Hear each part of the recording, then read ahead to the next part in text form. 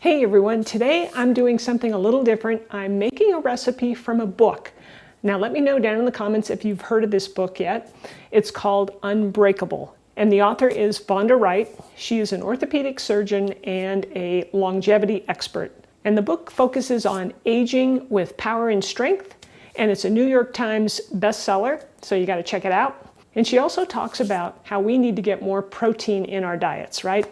We just don't get enough as we age, and we need more than we really think we do. So this book has 10 recipes that are focused on high protein, and we're going to start off today with the first one, which is chicken with avocado and tuna. It is delicious. I've made a few modifications myself just based on my own likes, and I'll point those out when I make the recipe. I'm Rockin' Robin, and I'm going to show you how to make it right after my chef joke. What do you get when you cross a sad dog with a fruit salad? A melancholy. To start off our recipe, we're going to need 2 chicken breasts thinly sliced, about 6 ounces each. I'm going to season both sides with salt and garlic powder. I'm also preheating a cast iron pan over medium-high heat, and then I'm adding just a little bit of olive oil to it, and we'll swirl it around. Once the pan is hot enough, then we'll add the chicken breast, and I'll cook it until the internal temperature is 165 degrees Fahrenheit. What you don't want to do is overcook this, because then it becomes dry and not so good. This should probably take 10 to 12 minutes total cooking time. While the chicken's cooking, we're going to go ahead. I'm going to show you my tuna that I'm using. I'm using skipjack. Supposedly they have less mercury in skipjack tuna, and it looks a little bit different, certainly darker in color than albacore. So I'm just going to let this drain in a strainer here. The chicken's almost done. Remember, we want it at 165 degrees Fahrenheit. So hopefully you have an instant read thermometer to check it. And also remember to place your cooked chicken on a clean plate so you don't cross-contaminate. For our greens, the recipe called for arugula, which I have here, which I'm adding, and it also called for spinach. Well, I don't care for spinach, so I'm using romaine lettuce. So this is one of the substitutions I've made so far. So you'll need 4 cups of greens, whatever you decide to use. The recipe calls for a half of a red onion. Now you want to slice this as thin as you possibly can. I just think it's much nicer that way. Yeah, I don't particularly care for big chunks of onion in my salad, so this is really, I think, the way to go. And I even cut it a little bit in the other direction. All right, we'll sprinkle those onions right over the greens and give them a little toss.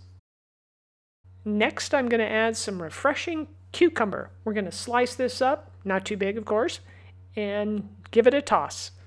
You are going to love how easy and refreshing this salad really is. The dressing for this recipe is going to be extra virgin olive oil and fresh lemon juice. Now I have some frozen cubes here that I make ahead of time. I happen to have my own lemon tree right here I'm showing you, and that's what I do, and it's always available when I need fresh lemon juice. So we'll go ahead and drizzle on our extra virgin olive oil. Be generous here, and then we'll add on, I defrosted the lemon juice, so I'm just going to sprinkle, a couple tablespoons of this on there. It's time for chef joke number 2. Why was the salad wearing a cowboy outfit? It was trying out the ranch dressing. Okay, now we're ready to add our tuna fish. Here we go, skipjack. You want to sprinkle that around so it gets everywhere. It makes it easier to mix. This salad says it's a recipe for 4, but believe me, I made this into 2 servings. I can eat a lot of salad. It's not that much really, and it's so delicious you just can't stop yourself. I'm going to give this a good toss right now to coat all the leaves and the tuna with that lemon juice and the oil.